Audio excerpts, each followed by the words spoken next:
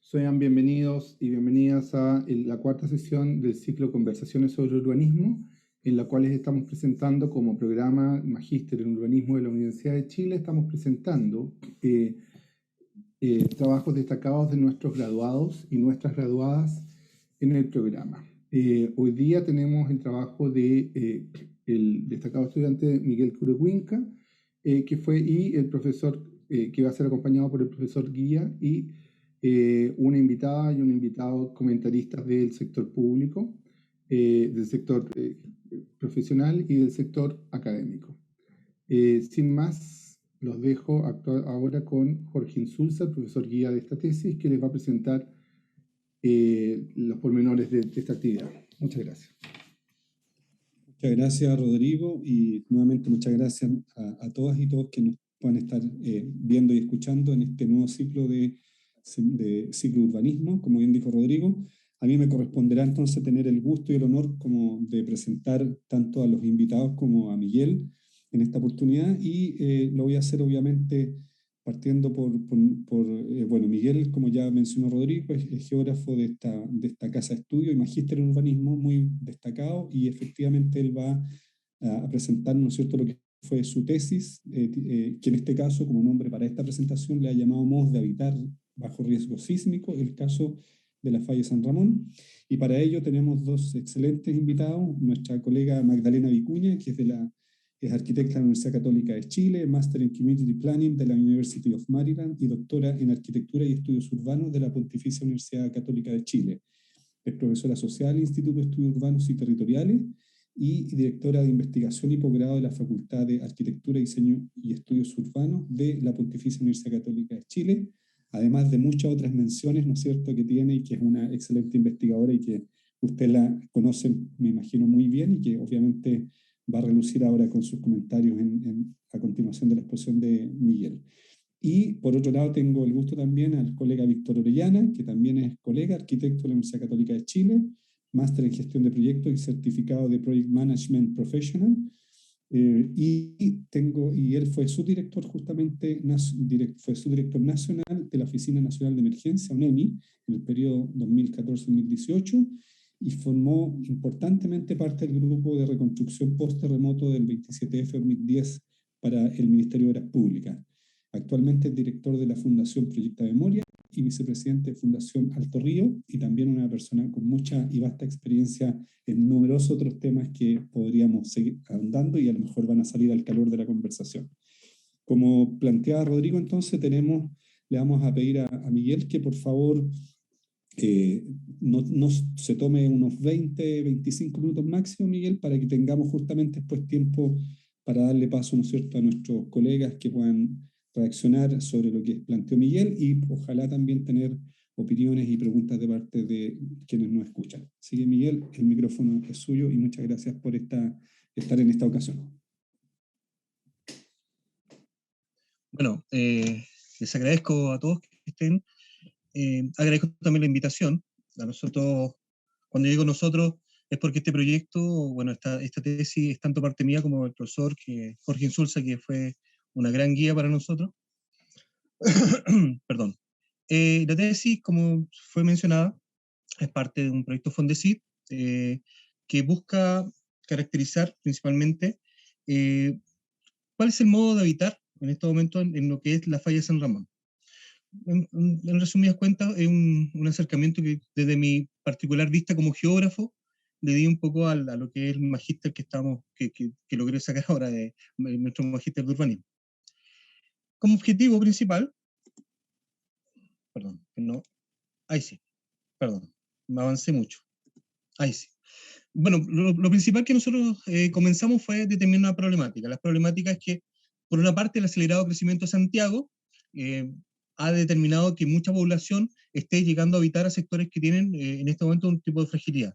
En este caso, lo que nosotros determinamos como el estar sobre un sector con cierto riesgo, en este caso sísmico, asociado a la falla de San Ramón. Como metodología, disculpen que vaya un poco rápido para hacer resumido esto, porque era una presentación más o menos larga lo que nos tocó hacer en la tesis. Tuvimos una metodología, estaba asociada principalmente a todos los objetivos. La metodología que nos tocó desarrollar acá era caracterizar el área de estudios de la falla de San Ramón de acuerdo con los indicadores de vulnerabilidad social, vulnerabilidad física, tipología de vivienda, morfología urbana e instalaciones críticas. Para eso se determinaron un grupo de variables que ustedes pueden ver ahí en pantalla, que están antecedentes geotécnicos, análisis de la evolución del crecimiento de Santiago, identificación de las características socioeconómicas del área de estudio e identificación de infraestructura crítica en el área de estudio. Y se desarrollaron en función de estas fuentes de información y las subvariables que fueron dándole valor y peso a cada uno de estos grupos. Como metodología para el objetivo 2 fue caracterizar los modos de habitar sobre la falla de San Ramón para determinar los factores que podrían influir en una adecuada reducción del riesgo sísmico.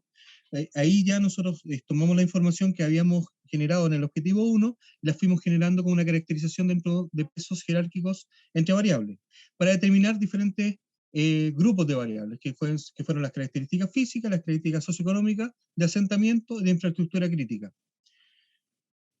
Y finalmente, como objetivo 3, era entregar recomendaciones normativas para avanzar hacia una propuesta de planificación urbana resiliente en el Pie de Monte Santiago. Luego de esta, entre comillas, línea de base que nosotros generamos, este cruce de variables, poder determinar cuáles eran los elementos importantes que permitieran un modo de habitar casi sin riesgo, digamos, en el área de la falla de San Ramón. Para eso, bueno, el área de estudio, como se puede ver ahí, tenía la siguiente caracterización, que en la falla, su traza va entre las comunas de Vitacura hacia Puente Alto, en la traza que nosotros analizamos como estudio, que se definió entre el río Maipo y el río Mapocho. Se definieron para el nivel de estudio, como no teníamos la información, y en este momento todavía no está del censo a nivel de manzana, bien desglosada, trabajamos a nivel de zonas censales en su momento, de todos los grupos de viviendas alrededor de la falla de San Ramón, y generando un buffer de 300 metros de la falla, considerando de que existe literatura que habla de que la falla de San Ramón en su escenario más crítico estaría afectando un buffer más o menos de 100 a 200 metros alrededor de la falla. Como caracterización podemos mencionar de que esta área de estudio está, según el censo 2017, se consideran 152.000 personas aproximadamente, que es el que corresponde al 9,2% de la población total de esas comunas, ya antes mencionada, y al interior del área de estudio se definieron 48.330 viviendas, de las cuales 77,3% corresponden a casa y un 21,8% a departamentos, que es igual una cifra importante considerando la fragilidad que tiene la zona del falla. La zona de escenario de riesgo sísmico, que es este buffer que yo mencionaba de 200 metros hacia el poniente, hacia el oriente y 100 metros hacia el poniente, que define esta zona de mayor riesgo sísmico, mantiene una población afectada de 75.000 personas, lo que es un 44,6% de la población total de las 6 comunas. En viviendas estamos hablando de 23.000 viviendas, e instalaciones críticas que nosotros definimos para este estudio como instalaciones en las cuales se aumentaba la cantidad de población, porque son lugares como el mall, colegios, universidades, que la población la población móvil que se encuentra ahí día a día no está considerada dentro del censo, sino que es cantidad de población más que se aumenta y que va a generar que el escenario sea mayor en un momento que se desate o que se genere la activación de la falla de San Ramón. El método general de análisis fue hacer un análisis multicriterio, basándonos en lo que es el método de jerarquía analítica de Satie, en el cual se generó primero un panel de expertos, donde se les expuso una tabla de doble entrada, en donde están las diferentes variables para que ellos nos fueran entregando como los pesos relativos de ellos. Se los voy a, que está acá. Como pueden ver, el panel de expertos tuvo conformado por Rodrigo Raúl, que es doctor en geología, Pablo Sarricolea, doctor en geografía, Anne-Catherine Chardón, doctora en geografía, Miguel Contreras, PH en geografía, y Jorge Insulza, doctor en urbanismo. El análisis o peso jerárquico que se hizo fue contrastar cada una de las variables de las tablas en función de este peso relativo que nosotros vemos acá en la tabla 9, y que permite determinar cuáles variables tienen más pesos que otras. Esto para poder determinar después, a través de esta matriz de doble entrada, cuáles eran las variables que podían, de todas las variables que nosotros teníamos en este conjunto en un inicio, cuáles las variables que tenían mayor representatividad y podrían explicar el tema del fenómeno que nosotros queríamos determinar. Finalmente, se llegó a lo que es la tabla 14, donde se hizo también un cruce entre cada uno de los índices para ver cuál tiene mayor peso jerárquico. Todo esto, como ya mencioné, para poder después cruzar la información a nivel espacial y poder hacer un análisis multicriterio. Para llegar a la matriz de resultados, ¿no es cierto?, con los pesos relativos de cada una de las variables versus el peso relativo de cada uno de sus grupos de variables. En forma de caracterización rápida del área de estudio, el medio físico habla de zonas que ya existen con lo que ustedes pueden ver en la imagen que está hacia la izquierda, son puntos de eventos sísmicos ocurridos alrededor de la falla, y al lado derecho tenemos las principales unidades geológicas de la falla de San Ramón. Lo que como en términos generales uno puede decir que las estructuras principales involucradas en el lanzamiento de los Andes, a la latitud de Santiago, por ejemplo, esta es una de las principales estructuras. En su área colindante se han registrado principalmente sismos que no superan la magnitud de 4 grados. Y el área de estudio presenta unidades con regular respuesta sísmica y mala respuesta sísmica, lo que significa que en un momento de un evento de un grado 6, el grado 6 se va a mantener, no se va a dispersar por el tema de la respuesta sísmica en el sector. En forma de caracterización socioeconómica, tenemos que la población, como hemos dicho, del área son 152.000 personas. Las comunas con mayor población están Las Condes con un 40% y Puente Alto con un 26,4%. El área de estudio presenta una densidad poblacional de 5.907 personas por kilómetro cuadrado. El rango etario del área de estudio tiene una concentración principal en el rango de los 15 a 64 años.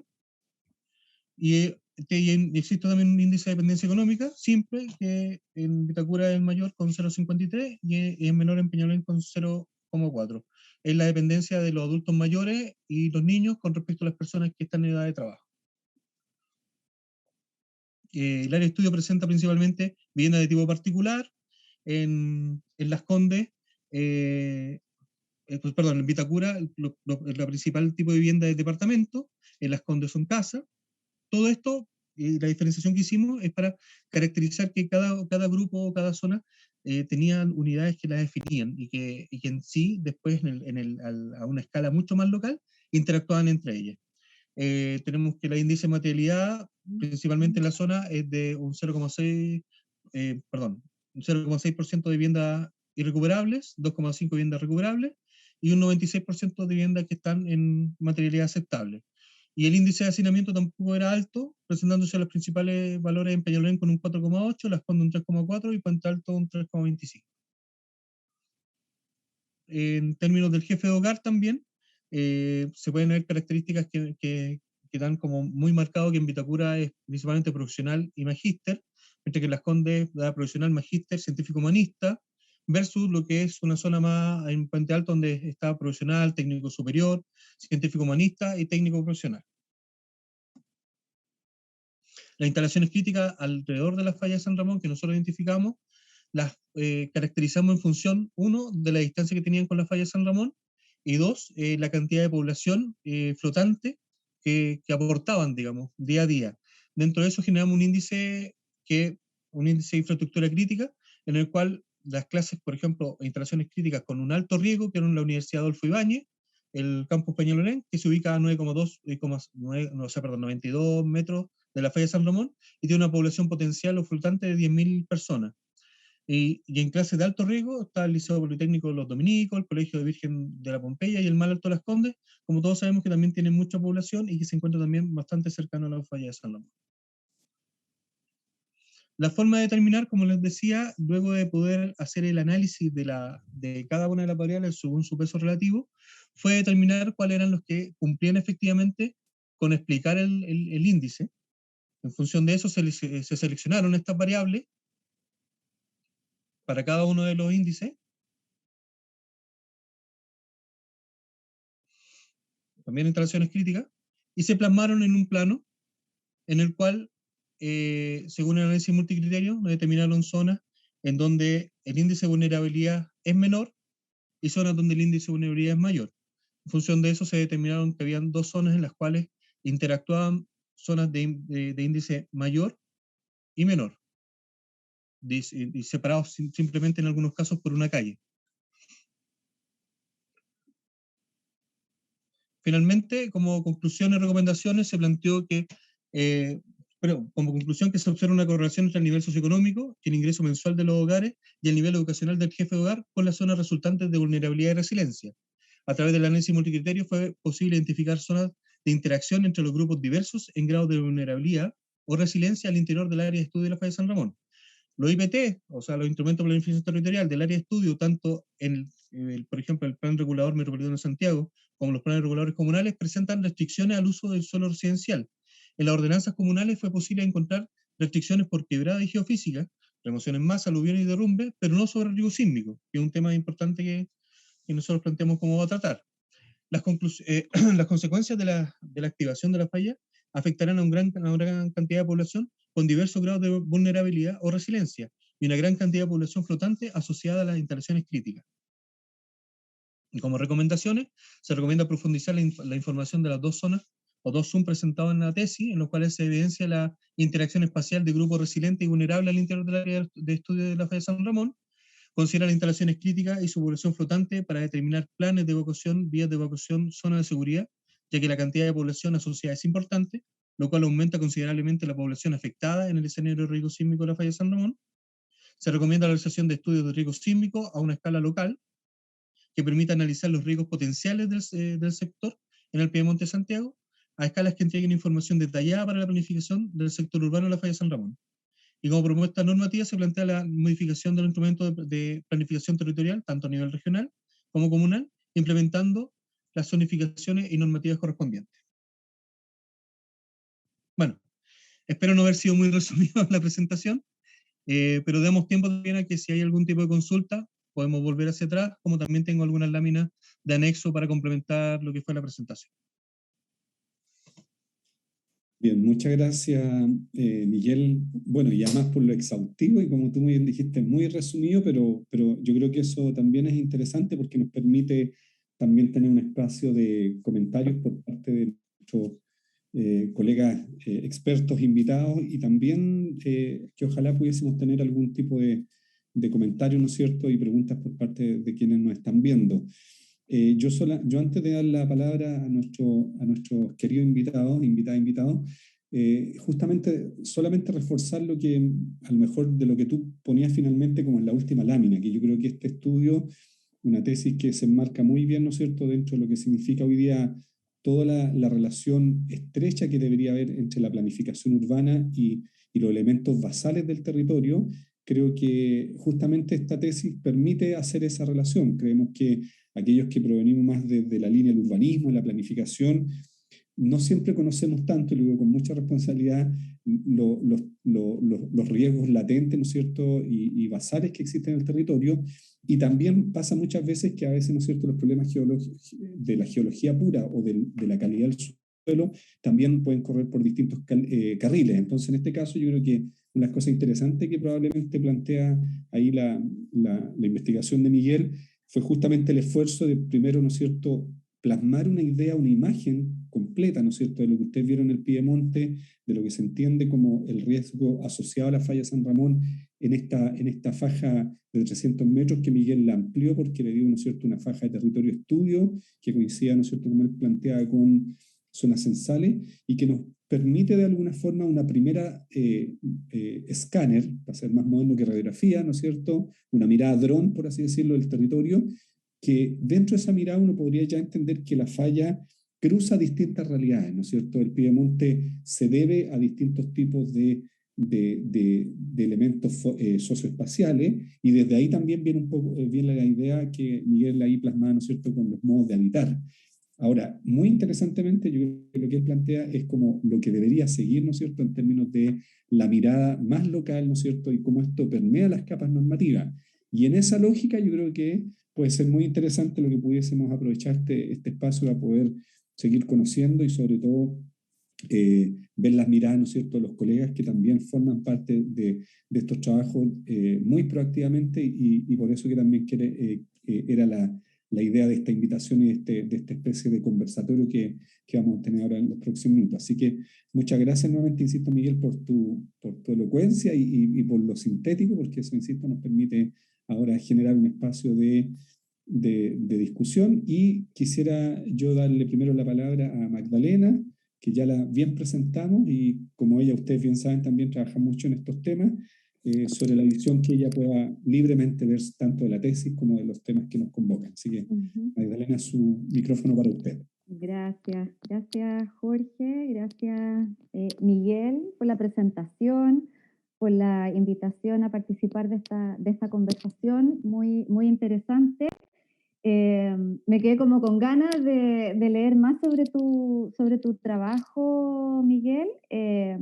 Bueno, y también conocer, ahí ha estado pendiente también de los resultados del proyecto Fondesit de Jorge, así que también felicitaciones por esa investigación. Es realmente un aporte para entender esto que implica habitar en riesgo, el rol de la planificación urbana, ¿cierto? Y la falla de San Ramón. Encontré muy interesante, Miguel, la metodología. También encontré, como destacaba Jorge, genial la escala de trabajo. Esto como de tomar esta pieza, ¿cierto?, del piedemonte, esta pieza como oriente del área metropolitana de Santiago, que hace como este escáner que decía Jorge, una muestra como del ADN de la ciudad en su corte, en su sección, en una sección norte-sur, digamos. Me parece muy interesante como escala de abordaje de la problemática. También esta mirada interescalar, porque va ¿cierto?, desde la pieza a la de estos como polígonos que tú vas identificando con distintos niveles de vulnerabilidad. Encuentro que es importante como trascender los límites administrativos, y ahí me habría gustado, uno quiere como saber más y quizás futura análisis, sería interesante como contraponer las como incongruencias entre estos polígonos de vulnerabilidad que tú identificas y los límites administrativos comunales que tienen sus propios instrumentos de planificación comunal, con sus propias ordenanzas, con zonificaciones que no necesariamente coinciden con con estos polígonos o con estos distintos grados de vulnerabilidad. Y eso, ¿cierto?, nos interpela, ¿cierto?, interpela nuestro sistema de planificación y estos límites administrativos bastante rígidos a los cuales está sometida la planificación, y por tanto también releva el rol de la planificación metropolitana y del Plan Regulador Metropolitano de Santiago, que ahí un comentario quería hacerte al respecto después, porque el primer comentario que te quería hacer, que me pareció muy interesante, es esta problemática de este levantamiento, ¿cierto?, de base desde la morfología urbana, desde la forma de la ciudad, de estas condiciones de base, su dinámica, ¿cierto?, de transformación y la incidencia que van teniendo para condicionar la vulnerabilidad frente al riesgo de desastre. Y aquí yo quería como aportar como con una conceptualización que me ha tocado trabajar el último tiempo con un equipo de investigación en Sigiden, que consiste en entender la vulnerabilidad determinada por factores de exposición, de susceptibilidad y de capacidad de respuesta. Y creo que tu análisis contribuye a esas tres dimensiones de la vulnerabilidad. Entendía la exposición, entendía como quién o qué está en riesgo. La susceptibilidad es como las condiciones o elementos que constituyen a esta comunidad o esta infraestructura expuesta. y la capacidad de respuesta, ¿cierto? Son los medios por los cuales las personas, las organizaciones, ¿cierto? Utilizan sus distintos recursos, habilidades para poder enfrentar, ¿cierto? Las consecuencias adversas del desastre. Entonces creo que en ese sentido tu trabajo de tesis aporta muy bien como a comprender, como a desgranar la vulnerabilidad en estas distintas dimensiones, ¿cierto? No sé, por ejemplo, la densidad, la literatura internacional, ¿cierto? Plantea que la densidad es quizás la variable que más incide en la vulnerabilidad en las ciudades, por supuesto. Y esto es una paradoja porque por un lado se promueve la ciudad compacta, la ciudad densa, ¿cierto? Como un modelo de desarrollo urbano. Sin embargo, cuando estamos expuestos al riesgo, esa densidad no es tan deseable. Y ahí es súper importante cómo se combina, y ahí entra la planificación, altas densidades con disponibilidad de espacios abiertos, con mixtura de usos, con una localización segura de infraestructuras críticas, con una trama urbana que permite, por ejemplo, tener una capacidad de respuesta de evacuación, por ejemplo, en el caso de otros, no sé, pero en el caso del riesgo tsunami, por ejemplo, es súper clave el rol de la trama urbana, sobre todo en espacios muy densos, como pueden ser ciertos sectores costeros, con segunda vivienda, por ejemplo, o altamente densificados. Entonces, creo que está como ejercicio que tú haces, que también me habría gustado ver como más detalle, como las distintas ponderaciones, en fin, que hacen el panel de expertos, pero creo que avanza como en ese sentido. Y por otro lado, claro, todas estas como propiedades de la forma urbana o estas condiciones de vulnerabilidad física, no te metiste tanto en la parte geográfica como de topografía, qué sé, pero también podría entrar en tu matriz, ¿cierto?, de análisis. Eh, Claramente son el resultado de la aplicación o no aplicación de instrumentos de planificación. O sea, está como imbricado, o sea, los instrumentos pueden optimizar el desarrollo de la forma urbana o pueden, para mitigar o prevenir el riesgo, o pueden aumentar las condiciones, ya sea de exposición, susceptibilidad o minimizar la capacidad de respuesta. Entonces, en ese sentido, me parece que, bueno, ahí entra el tema, no solamente los planes reguladores comunales, no solamente de las ordenanzas, la zonificación, sino que también los estudios de riesgo que se realizan para elaborar los instrumentos de planificación. Nuestra institucionalidad está súper al debe en ese sentido. Con Juan Pablo Schuster hicimos un policy paper que publicamos hace poquito, justamente haciendo como propuestas para avanzar en cómo relacionar mejor planificación urbana con la gestión del riesgo de desastre. Y los estudios de riesgo es algo que es clave, es algo de lo que el Ministerio de Vivienda y Urbanismo está ocupándose, o sea, hay un trabajo para avanzar en tener unas guías metodológicas para que estandarizar los estudios de riesgo, para tener ciertos parámetros y para que efectivamente constituyan estudios de riesgo, porque muchos de ellos son estudios de amenazas, son un levantamiento de amenazas y no hay como una vinculación muy directa con la toma de decisiones que se realizan luego en la definición de límites urbanos, densidades, áreas de riesgo, etc.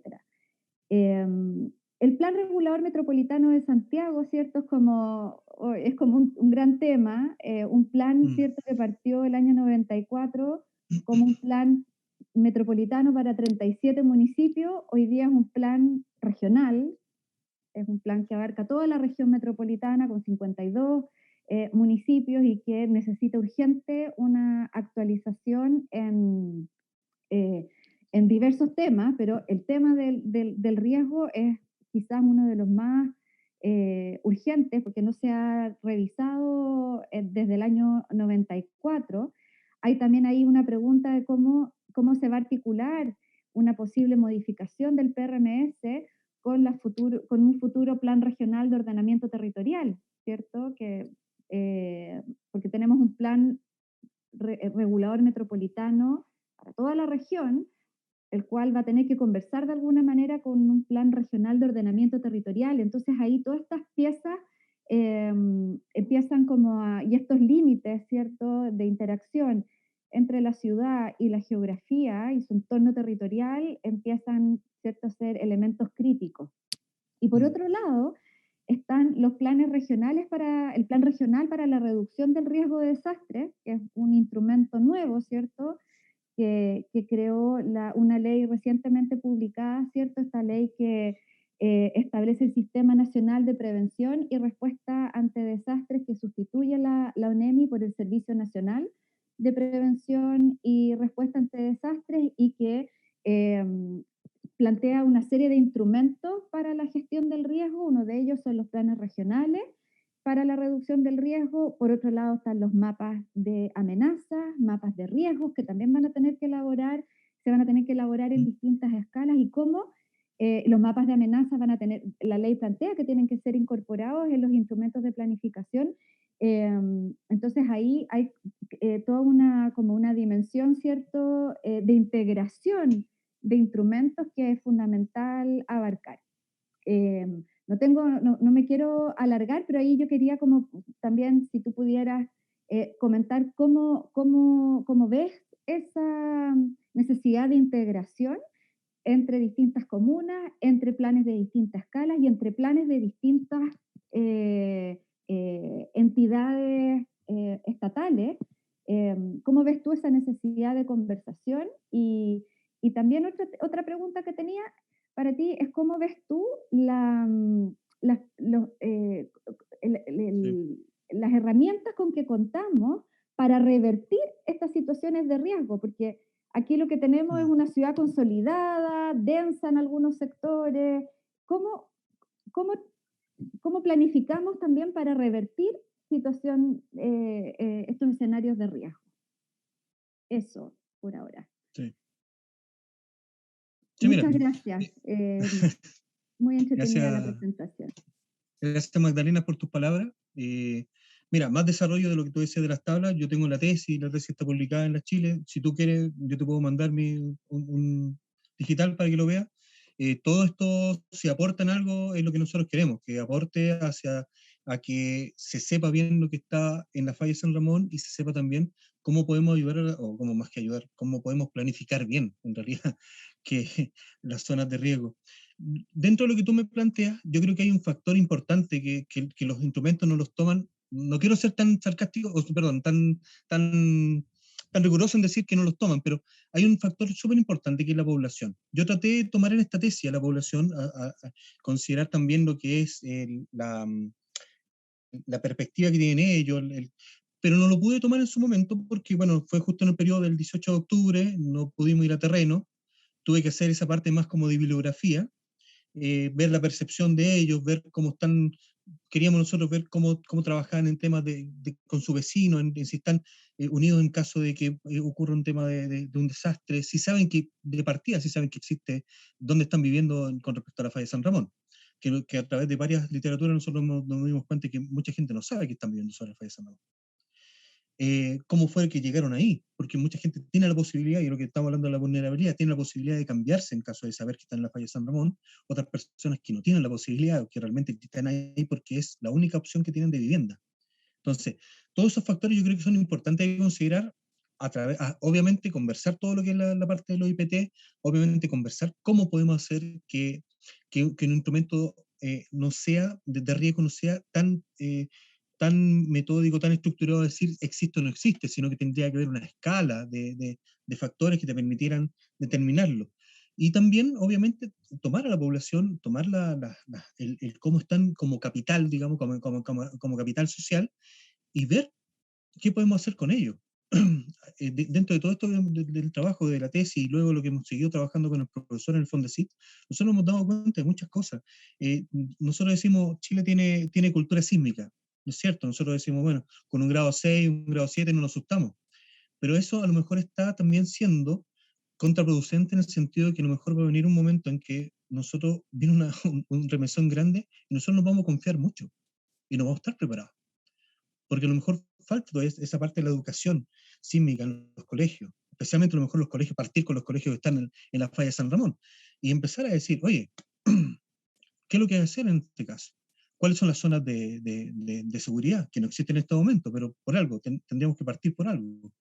Empezar con eso. Yo creo que es importante, con todo lo que tú me planteas, sí, también considerar esto del capital social. No dejarlo solamente como a que después de que desarrollemos los instrumentos, ver cómo lo hacemos con la gente, sino que partir desde la gente. Y obviamente hay la gente que está viviendo en las zonas que están en estos momentos en zonas de riesgo. Gracias Miguel. Bueno, podemos seguir obviamente ahondando en esas preguntas y varios de los comentarios que tiene Magdalena, que yo creo que se van a ir alianzando también con lo que nos va a plantear el colega Víctor Orellana. Entonces, sigamos con Víctor y ahí vamos haciendo, ¿no es cierto?, una ida y vuelta en comentarios y también a ver si recibimos alguna otra opinión por parte de quienes estén escuchando. Víctor, su micrófono. Ya, muchas gracias. Bueno, primero que nada agradecer la invitación, felicitar también a Miguel por la tesis, a Jorge también por el apoyo que le dio seguramente en toda su experiencia y destacar un poco esa continuidad, esa línea, esa ligación que hay entre lo que viene haciendo Jorge, su equipo, su grupo de investigadores, con Gabriel Easton, ¿cierto? Una serie de...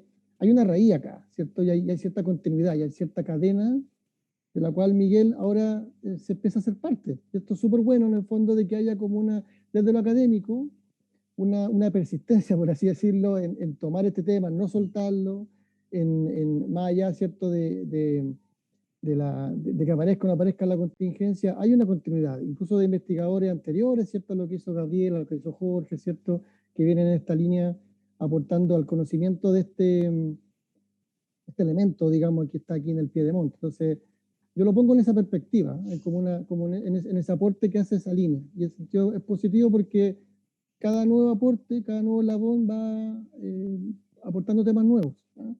Y también va reforzando lo que ya de alguna forma termina siendo un convencimiento. Y hoy día es una realidad, obviamente, que es completamente evidente, y gracias a este trabajo, ¿no? Y que está teniendo, obviamente, cada vez más repercusión donde debe estar quien de los tomadores de decisiones, digamos. De hecho, hoy día mismo, de hecho, se está tratando en el gobierno regional el tema, ¿cierto?, de tomar el Plan Riesgo Metropolitano de Santiago, de intervenirlo, de incorporar este elemento para que pueda ser normado, digamos, el uso de suelo sobre él. Y eso ya es un avance, digamos, deseado y empujado desde hace mucho tiempo, ¿ya? Por gente incluso que ya no está con nosotros, como el gran Javier Wood, ¿cierto?, que apoyó mucho esto en su momento y que ahí debe estar celebrando que estas cosas sigan avanzando.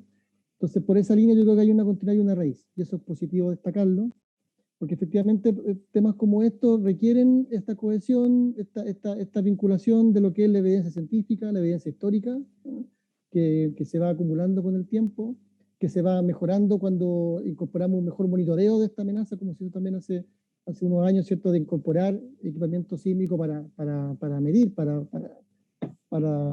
relevar la actividad sísmica que existe permanentemente en esta zona.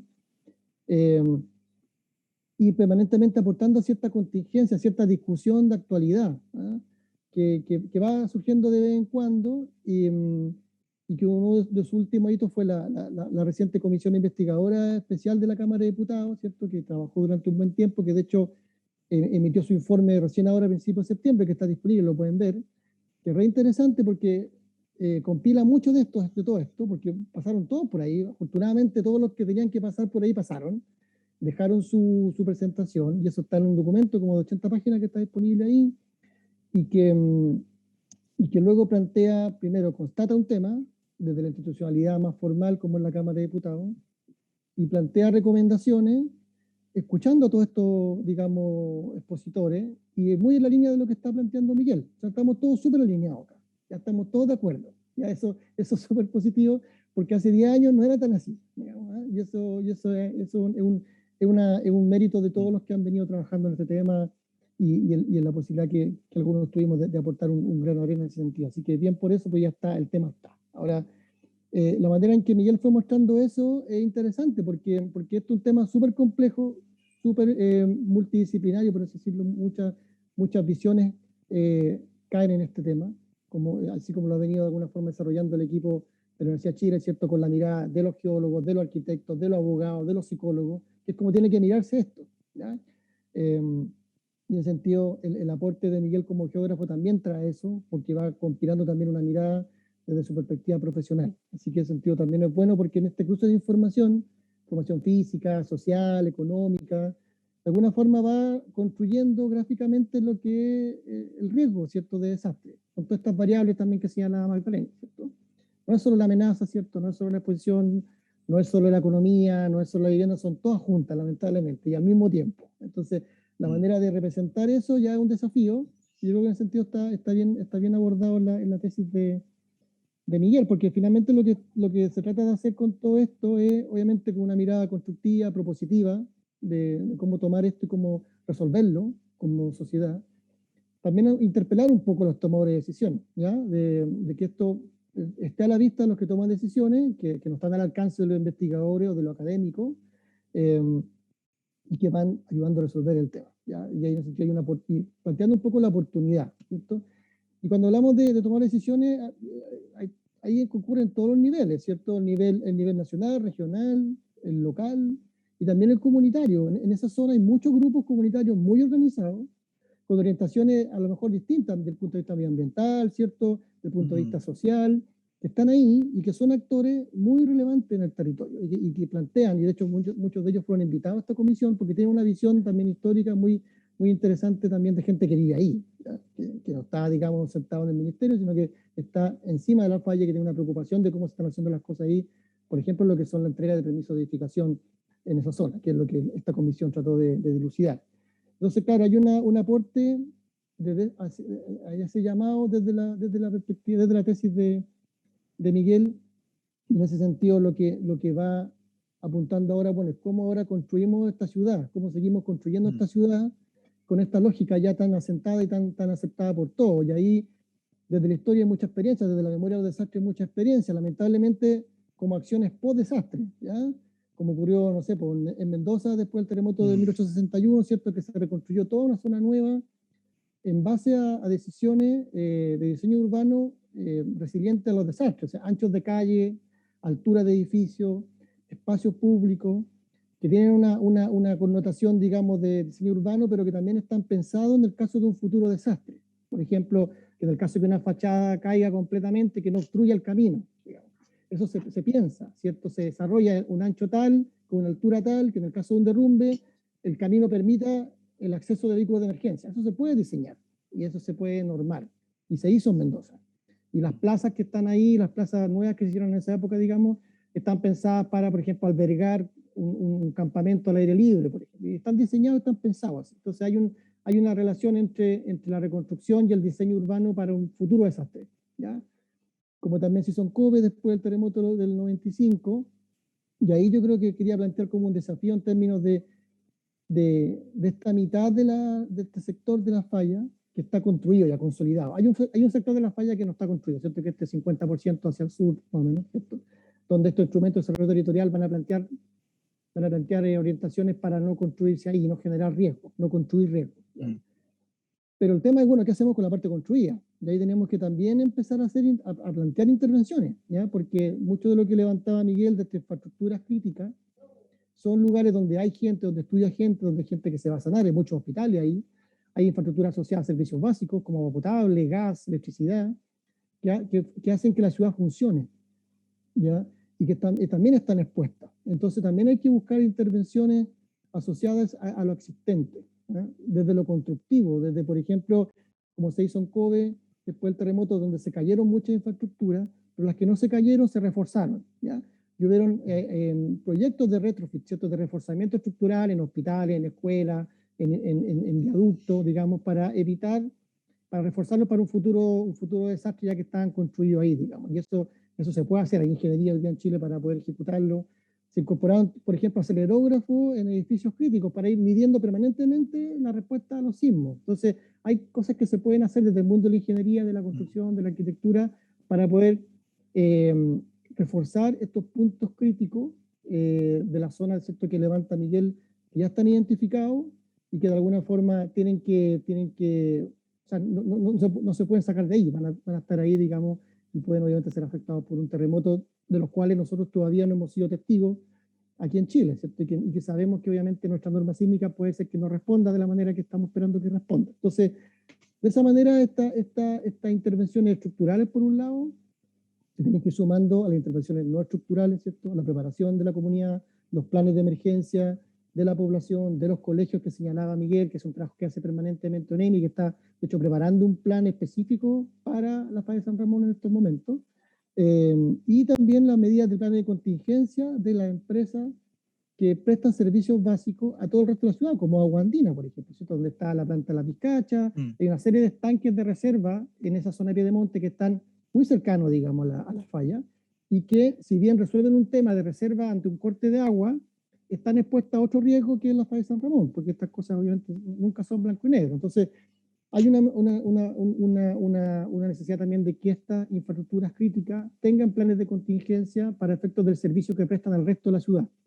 Y eso es algo que también las empresas tienen que empezar a trabajar. Hay una planta de gasificadora, ¿cierto? Arriba en Peñalolén, que es de Metrogas, ¿cierto? Que son empresas clave que están situadas en el barrio también y que yo creo que también deberían apuntar a desarrollar esos planes de contingencia, con eso ahí como de una forma preparándonos dentro de la parte que está construida, habiendo acuerdo ya sobre lo que hay que hacer donde no está construido y eso está avanzando. Luego hay que empezar a tomar intervenciones sobre lo que está construido, identificar los edificios más críticos, las instalaciones más importantes y generar medidas estructurales y no estructurales. Entonces yo creo que ese es como el siguiente paso que va bajando la escala, como decía Miguel, súper bueno eso. Ya todos estamos acostumbrados al mapa de la falla completa, ¿cierto? 25 kilómetros, pero cuando hacemos zoom, esa línea es gigante, pero esa línea en realidad es una zona que si la vemos casa por casa, calle por calle, podemos hacer intervenciones, digamos, más directas sobre edificios críticos, y creo que eso es lo que se nos viene como tarea futura. Eso, Miguel, y felicitaciones y muchas gracias por tu aporte a toda esta discusión que se está llevando. Gracias, Víctor, gracias por tus palabras. Yo le quería agregar una cosa más, un tema también, que si bien nosotros bajamos la escala para hacer el análisis, nunca hay que perder el espacio también general, porque lo que ocurra ahí no va a afectar solamente ahí. También hay que ver y considerarlo que va a afectar aguas abajo, o sea, como todo esto va a generar un escenario. Obviamente, a lo mejor el nivel de impacto sísmico va a ser distinto, pero el nivel social va a ser un impacto que va a afectar a todos. Y es súper importante eso, y te agradezco las palabras. Gracias Víctor y Miguel ahí por esos comentarios.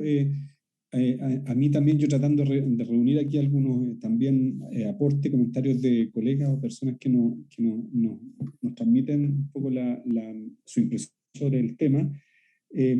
Hay otra cosa bien interesante y por supuesto que es parte como de lo que ustedes han dicho muy bien. Yo creo que ya los tres han expresado sobre también el conocimiento, ¿no es cierto?, y el acuerdo que existe en este tema, que yo creo que como por ahí también se dice, ¿no es cierto? Claro, la falla es milenaria, pero la relación con la planificación y la relación con la ciudad es más reciente, aun cuando bien sabemos que Santiago, ¿no es cierto?, en los años 60 ha crecido exponencialmente, y ya el año 2000, cuando hay conocimiento mucho más situado sobre la falla de San Ramón, se siguió creciendo igual. Entonces también hay una lección que aprender, por un lado, pero por otro lado también hoy día ya tenemos más acuerdo, y todo lo que bien plantean ustedes, ¿no es cierto?, sobre todo Magdalena, Víctor, y sobre los aportes que dan tanto de la planificación posible vinculante relacionado con estudios de riesgo, como también todo lo que ha significado incluso esta última situación llevada de orden incluso de esfera nacional a través de la Cámara de Diputados, de lo que significa de los aportes, las recomendaciones que se están haciendo en estas materias. Creo que eso ya es un tremendo avance, porque efectivamente el paso que viene, y que probablemente la mayoría de las personas están como de alguna forma queriendo que se logre, es, bueno, tenemos conocimiento, y entonces permeemos las capas normativas, ¿no es cierto?, que son aquellas que finalmente van a generar que esta franja, como la primera franja o faja de ruptura que se le llama, ¿no es cierto?, también sea parte de un sistema mayor que es el piedemonte, y que dentro de eso entenderlo también como un elemento importante dentro de la ciudad, porque no estamos hablando solamente del piedemonte que pertenece, o el riesgo que pudiese tener y que lo tiene por el tema de la falla, depende necesariamente o salude principalmente a las personas que viven ahí, sino que es un tema metropolitano, regional y de país, si uno lo empieza, ¿no es cierto?, a replicar sobre todo el sistema de falla o el tipo de territorio que tenemos en Chile. Entonces yo creo que esto, que a mí me parece que es una cosa interesante que está despertando la idea de la falla, primero es también por otro lado bajar la incertidumbre y justamente no quedarse con una sensación de que esto podría ocurrir, no sabemos qué hacer, sino que es todo lo contrario, ¿no es cierto?, informar, entregar conocimiento a la sociedad de manera responsable, la labor que tenemos, ¿no es cierto?, las mismas universidades, los profesionales, buenos profesionales, ¿no es cierto?, como los que están acá desde la academia, desde el sector público, desde la acción vinculante, desde los mismos trabajos que están haciendo hoy día, por ejemplo, muchas comunidades organizadas que les interesa este tema, porque también ahí está el otro nivel de bajada, creo yo, es justamente el nivel local. Es como todo lo que podemos hablar en temas de gestión del riesgo. O sea, por así decirlo, mientras esperamos que vayan cambiando, y esperanzadoramente yo creo que van a ir cambiando, cuestiones de tanto, ¿no es cierto?, de la planificación local como intercomunal, con todos sus instrumentos de planificación, también existen acciones concretas en el corto plazo y que están ocurriendo, que son justamente acciones comunitarias de personas que quieren saber y quieren moverse de una manera más coordinada frente a un posible, ¿no es cierto?, evento que pueda generarse de la falla. Entonces, a mí eso me parece interesante, porque yo creo que hay una escala de acción local y una escala de acción mayor, pero que pueden perfectamente trabajarse en paralelo, o sea, no esperar que tengamos mejores instrumentos o más vinculantes con riesgo para que en el fondo generemos cambios. Yo creo que es un poco al revés, en este momento, un poco en distinto orden, en términos territoriales, las personas, o sea, cualquiera de nosotros, incluso a veces citadino o que está afecto a un problema territorial, a veces, ¿no es cierto?, es capaz de generar un cambio en un corto o un menor plazo. Entonces, en ese sentido, encuentro interesante. Y también, por otro lado, también lo que dejaba un comentario un colega, ¿no es cierto?, que la falla de alguna manera, claro, es un elemento menos visible, menos conocido, y también, por otro lado, ¿no es cierto?, despierta mucha incertidumbre en términos de qué es lo que es como tal. Entonces, insisto, y nuevamente yo creo que la labor que nos debemos, creo que justamente es de traspasar de la mejor forma posible y responsable la información que uno pueda ir generando, sobre todo cuando tenemos la suerte de ocupar recursos del Estado, justamente para que las comunidades, en el fondo, las personas, tengan información y tomen sus decisiones, que yo creo que eso también es muy importante a propósito de todos los cambios socioespaciales y los pactos sociales que tenemos que acordar hoy día en materia de desarrollo, no solamente a nivel de política pública, digo yo, ¿no? Entonces, eso me parece que también podría ser interesante dentro de lo que usted recoge un poco lo que están diciendo cada uno y me parece que podría ser una buena forma también de transmitirlo. Nos quedan unos minutos, me gustaría volver a Magdalena, después a Víctor y para ir haciendo como un remate un poco, sabiendo que tenemos una hora reloj, pero que podemos dar unos minutillos. Así que, Magdalena, por favor. Sí, gracias por los comentarios. Estaba ahí tomando nota de, de lo que señalan. Muy interesante. Yo, claro, me quedo pensando también en que, como decía Víctor, este es un problema que es multiescalar, que es interdisciplinario, es sistémico, ¿cierto? La gestión del riesgo es sistémica.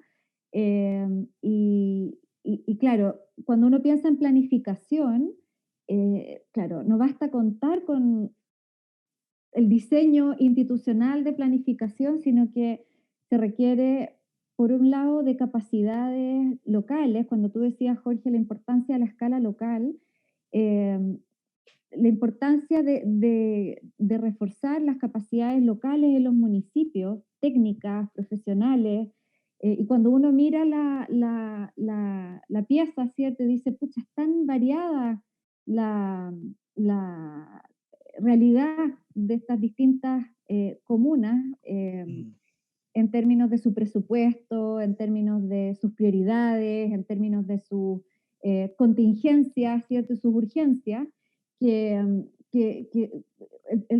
el problema es bastante estructural también y pasa como por equiparar la cancha desde esa gestión local en términos presupuestarios. Estaba recordando en el conversatorio que tuvimos, Jorge, con la alcaldesa Leitao, y ella decía, que tenía como ilusión, ¿cierto?, de que el proceso constitucional diera mayor autonomía a los municipios, pero básicamente para que les dieran más recursos.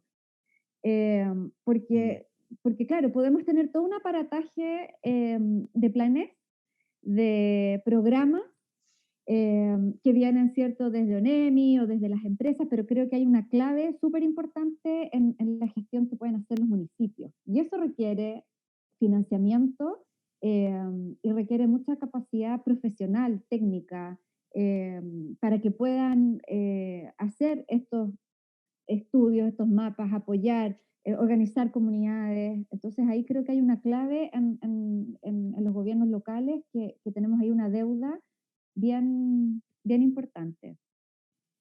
¿Mm? Absolutamente de acuerdo, Magdalena, con todos sus puntos. Bueno, yo creo que ahí creo que esos son la nueva agenda, por así decirlo, la agenda que acordar en estas materias. Víctor, por favor, su opinión ahí dentro de lo que Sí, estamos. yo quería como apuntar a dos cosas. Una que dijo Miguel, que era interesante, que el tema como del umbral, porque efectivamente cuando había un terremoto, digamos 6.6 aquí frente a Biobío, y hay toda una lógica y esta capacidad nuestra como de cultura sísmica y todo eso, ¿cierto? Que la cual obviamente tenemos cierta capacidad que tiene un tope, ¿ya? Y de vez en cuando sobrepasada, como fue el 2010, por ejemplo, ¿ya? Y bueno, esa capacidad deja cierto músculo, cierto aprendizaje que luego se fueron probando el 2014, el 2015, ¿cierto? Con los siguientes terremotos y así con lo que llevamos hasta ahora, digamos, relativamente pasando bien, digamos. Pero claro, para este tipo de desastre, digamos, como este o como no sé, por la repetición del terremoto de 1730 que puede ocurrir frente a Viña Valparaíso, en el fondo, son escenarios que ya están súper caracterizados, digamos, y frente a los cuales está claro de que todavía, o sea, no es que esté claro, pero está en duda, digamos, la capacidad de poder enfrentarlo, ¿ya? Incluso con el músculo que tenemos hasta hoy día. Entonces, el caso San Ramón es de esos casos, digamos. Como decía el otro día el profesor Easton, no sabemos cuándo, pero sí sabemos dónde, ¿ya? Y es una oportunidad, es un tiempo que nosotros tenemos a favor, ¿ya? Muchos de los grandes cambios que hemos tenido en Chile y en el mundo, ¿cierto?, asociados a estos aprendizajes, son lamentablemente posteriores a un desastre, ¿ya? Y aquí tenemos un tiempo a favor, que puede ser muy corto o muy largo, digamos, donde uno se quiera poner, que es para poder, ya con toda la información que sabemos, con toda la experiencia que sabemos, la tecnología que tenemos y ya el acuerdo que tenemos, de tomar acciones, digamos, ¿ya? Antes, ¿ya? Luego sabremos si obviamente estaban a la altura del desafío que se nos vino, digamos, pero hay un tiempo a favor que hay que aprovechar, yo creo. Y si bien hay ciertos escenarios súper catastróficos, como claro, o sea, hay una simulación de la ruptura completa de los 25 kilómetros, claro, que es un escenario, ¿ya? No es tampoco el más probable, pero sí pueden haber rupturas, digamos, de ciertos sectores, digamos, que puede ocurrir en cualquier parte de esos 25 kilómetros entre los ríos, o lo que ya se sabe, ¿cierto? Según el último estudio, ¿cierto? El mismo equipo que pasa para el sur, digamos, cruza el río Maipo y sigue para Pirque, digamos, ¿ya? Entonces, claro, hay escenarios de todas estas simulaciones de intensidades, digamos, de aceleraciones están sobre el escenario mayor, que es la ruptura completa, que son bien catastróficos, digamos. Pero este tipo de elementos tiene también un efecto local súper intensivo, digamos, sobre las construcciones. Y eso, claro, se ataca, digamos, con acciones locales. Y ahí lo que dice la Magdalena es súper importante. En el fondo, la acción de cada municipalidad, con recursos, sin recursos, compartiendo nuevas experiencias, digamos, para poder enfrentar, insisto, digamos, los puntos más críticos, donde hay más población, más niños, más tercera edad, digamos, más afluencia de público, más criticidad de una infraestructura, digamos. De esa manera uno puede tomar determinaciones de ese tipo. Está bien, tenemos el escenario metropolitano, está bien, ya estoy de acuerdo con eso, pero yo sigo insistiendo en la acción local, en el fondo de ir a ver cada hospital, cada colegio, cada infraestructura, que sabemos dónde está, y hacer una micro, no es micro, porque son intervenciones, digamos, locales, una por una, para ir evitando que esos problemas multisistémicos, ¿cierto? Si se daña las vizcachas, porque la falla pasa por debajo de la planta de las vizcachas, el impacto de eso es sobre todo el resto de la región metropolitana, estamos de acuerdo, o de Gran Santiago, que se nutre de esa agua. ¿cierto? Entonces hay un impacto, digamos, en cascada, ¿cierto? Un efecto cascada. Y así con cada uno de estos elementos, el cruce por el metro, ¿cierto? La falla pasa muy cerca del metro Los Dominicos y cruza también la futura línea 7, cuando pasa por Kennedy, la falla cruza línea 7. Me imagino, ¿cierto? Que el nivel de ingeniería que tenemos tomó en consideración eso, porque eso ya también es un dato. Entonces, espero que sí. Los que ingenieros me dijo que sí, eso se maneja. Esperemos que se esté manejando, pero son cosas que están pasando encima de la ciudad. La falla está ahí, ya sabemos dónde está, y por lo mismo yo creo que la manera el acuerdo, yo estoy de acuerdo que es global, a nivel regional, pero yo creo que la intervención tiene que ser local. No sé si eso es como una manera de poder operar, pero por ese lado quería comentar eso. Y el umbral, o sea, tenemos un techo, como Chile, tenemos una cultura, un músculo, pero tenemos techos, y Falla San Ramón es un techo que está muy arriba en el fondo de lo que nosotros podríamos ser capaces de abordar. Eso, gracias.